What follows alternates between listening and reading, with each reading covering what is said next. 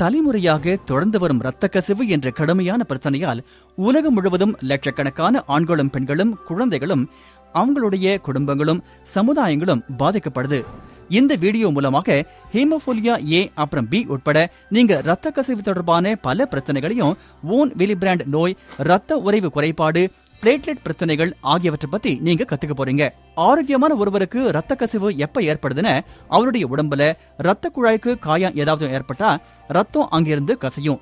ரத்தம் கசியறத குறைப்பதற்காக இரத்த குழாய் சுருங்கும். பிளேட்லெட்டுகள் எனப்படும் இரத்த செல்கள் அந்த ஓட்டையை அடைக்க ஒரு அடைப்பான தயார் செய்யுது. அடுத்ததாக ரத்தத்துடைய பல பகுதிகள் ஒன்று சேர்ந்து செயல்பட்டு அந்த இடத்துல ரத்த உறைவை ஏற்படுத்துது. அதனால அந்த அடைப்பு இன்னும் உறுதியாகி ரத்தம் கசியறது நின்று போயிடுது. இரத்த கசிவு பிரச்சனையா இருக்கிறவங்களுக்கு இரத்த உறைவுக்கான குறைபாடு, வேலை செய்யாம இருப்பது, பிளேட்லெட் பிரச்சனை போன்றவற்றின் காரணத்தினால காயம் ஏற்படும் போது இரத்த கசிவு தடுக்க முடிவது கிடையாது. இதன் விளைவாக அவங்களுக்கு ஏற்படுகிற இரத்த உறைவு வலு இல்லாம இருக்கும். இதனால இரத்த கசிவு வழக்கத்திற்கு மாறாக அதிகமாகவே இருக்கும். அந்த நிலையில அந்த குறைபாட்டையோ அல்லது ரத்தத்தை உறைவைக்க இயலாத அம்சங்களையோ மாத்திட்டா இரத்த கசிவு நின்னு போயிடும். ஹீமோஃபீலியா பிறக்கின்ற 5000 பேர்ல ஒருத்தருக்கு ஏற்படுது. இது ரொம்ப தீவிரமான நிலையில இருந்தா மிகப்பெரிய பிரச்சனையாக மாறலாம். ஹீமோஃபிலியா ஏ அப்படிங்கிறது கிளாட்டிங் ஃபேக்டர் 8ல இருக்கிற குறைபாடு. ஹீமோஃபிலியா பி அப்படிங்கிறது கிளாட்டிங் ஃபேக்டர் 9ல இருக்கிற குறைபாடு. ஹீமோஃபிலியா என்பது தலைமுறையாக வருகிற நிலை. இது எக்ஸ் குரோமோசோம்களை இருக்கும். அதனால இது பாரம்பரியமாக தாயிடமிருந்து மகனுக்கு வருது. இதனால 30% கேஸ்கள்ல பார்த்தா இதுல எந்த விதமான குடும்ப வரலாறும் இருக்காது. அது திடீர்னு புதுசா ஏற்படும். இவங்களுக்கு மூட்டுக்கள்ள தசைகள் எல்லாம் ரொம்ப சின்ன வயசுலயே இரத்த கசிவு ஏற்பட தொடங்கிடுது. இதுக்கு சரியான முறையில சிகிச்சை எடுத்துக்காட்டா நிரந்தரமான சேதத்தை இது ஏற்படுத்தக்கூடும். இப்போதைக்கு இந்த ஹீமோஃபீலியாவுக்கு எந்தவித சிகிச்சையும் கிடையாது. ஆனா ரத்தத்தை உறைய வைக்கக்கூடிய ஃபேக்டர்களை மாத்துறதுக்கான ரொம்ப நல்ல சிகிச்சை நம்ம கிட்ட இருக்கு. ஆனா கடுமையான ஹீமோஃபீலியா இருக்கிறவங்கள 75% மக்களுக்கு சரியான சிகிச்சை கிடைக்கிறது கிடையாது. ஹீமோஃபீலியாவனால என்னோட உடம்புல கடுமையான பாதிப்பு ஏற்பட்டிருக்கு. எனக்கு 24 வயசு. எனக்கு நீ ரீப்ளேஸ்மெண்ட் தேவைப்படுது. எனக்கு உடம்புல சில இடங்கள்ல ஆர்த்தரைட்டிஸ் இருக்கு, மூட்டுக்கள்ல இருக்கு. சில சமயம் பார்த்தா எனக்கு ரொம்பவே வலியா இருக்கும். இது ஒரே போராட்டமா இருக்கு. என்னோட வாழ்க்கையில இந்த ஹீமோஃபீலியா நோயின் காரணத்தினால நான் ஒழுங்கா சாப்பிடணும், எக்ஸசைஸ் பண்ணணும், ஃபேக்டர் கான்சென்ட்ரேட்ஸ் பத்தி கவனமா இருக்கணும், என்னுடைய லிமிட்டேஷனை தெரிஞ்சுக்கணும். ஹீமோஃபீலியா ட்ரீட்மெண்ட் சென்டருக்கு போய் ரெகுலரா நான் போகணும். ஹீமோஃபீலியா எனக்கு நிறைய பிரச்சனைகளை கொடுத்தாலும் நான் பொதுவாக இயல்பான வாழ்க்கைய வாழ முடியுது.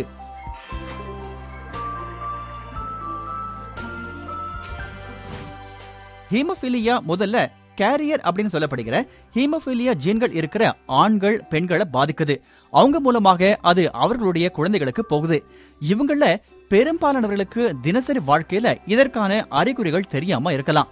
ஆனா சிலர் இரத்த கசிவு பிரச்சனைகளை அனுபவிச்சுட்டு இருப்பாங்க. அதாவது மாதவிடாய் காலத்துல குழந்தை பிறக்கும் போது, அப்புறம் அறுவை சிகிச்சை செய்யும் போது. நான் ஒரு கேரியர் அப்படின்னு தெரிய வந்துச்சு. அதே நேரத்துல என்னுடைய பையன் பாலுக்கும் ஹீமோஃபீலியா இருக்கிறத நாங்க கண்டுபிடிச்சோம். யோசிச்சு பார்த்தா எனக்கு ரொம்பவே இரத்த கசிவு இருந்துச்சு. மத்தவங்களுக்கு இருக்கிறத விட அதிகமா இருந்துச்சு. எனக்கு ரொம்ப ஆச்சரியமா இருக்கு. ஒரு கேரியராக எனக்கு இருந்த அறிகுறிகளை பத்தியும் நான் ஏன் இதுக்கு அதிகமா கவனம் செலுத்தல அப்படின்னும். ஆனா நான் நினைக்கிறேன், இரத்த கசிவு பிரச்சனை இருக்கிற நிறைய தாய்மார்கள் அவங்க பசங்களுக்கு என்ன நடக்குதுன்னு ரொம்ப கவனமா இருந்தாங்க. ஆனா அவங்களுடைய பிரச்சனை அவங்களுக்கு பெரிய பிரச்சனையா தெரியவே இல்லை. நான் நினைக்கிறேன் இப்ப சிம்டமேட்டிக் கேரியர்ஸ் பத்தின பிரச்சனைகளை பத்தி நாம நிறையவே பேச தொடங்கிட்டோம். அதனால மக்கள் நிறைய கத்துக்கணும், சிகிச்சை மையத்தோட தொடர்ந்து தொடர்பு வச்சுக்கணும். பெண்கள் மட்டுமே சிம்டமேட்டிக் கேரியராக இருந்தாலும் ஆண்கள் பெண்கள் 2 பேருக்குமே வான் வில்லிபிராண்ட் நோய் ஏற்படலாம். இது உலகிலேயே பொதுவாக அதிகமாக தலைமுறையாக வருகின்ற நோயாக இருந்தாலும் உலகத்திலேயே குறைந்த சதவீத மக்களுக்கு தான் இந்த நோய் இருப்பது கண்டுபிடிக்கப்பட்டுள்ளது. ஹீமோஃபீலியாவின் சிம்டமேட்டிக் கேரியரை போலவே இந்த வான் வில்லிபிராண்ட் நோயும் கண்டுபிடிப்பது ரொம்பவே கடினமாகும்.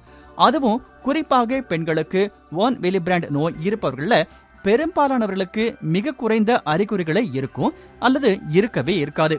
குழந்தை பிறக்கும் போதோ அல்லது அறுவை சிகிச்சைக்கு பிறகோ பிரச்சனை ஏற்படும் போதுதான் அவங்களுக்கு ஓன் வில்லிபிராண்ட் நோய் இருப்பதே தெரிய வருது. உண்மையில பார்த்தா ஓன் வில்லிபிராண்ட் நோய் இருக்கிறவங்களுக்கு அதை கண்டுபிடிக்க கிட்டத்தட்ட 16 வருஷம் ஆகுது.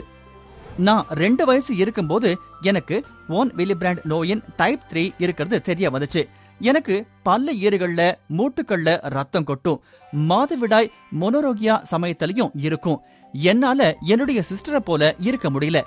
இப்ப நான் இந்த நல்ல ரீப்ளேஸ்மெண்ட் தெரப்பி, பிசிக்கல் தெரப்பியை எடுத்துக்கிட்ட பிறகு கம் ப்ளீடிங் கொஞ்சமா இருக்கு. இப்ப நான் நிறைய புக்ஸ் படிக்கிறேன், சினிமாவுக்கு போறேன், ஷாப்பிங் போறேன், ஃபேமிலியோட கழிக்கிறேன். ரொம்ப நல்லா இருக்கு.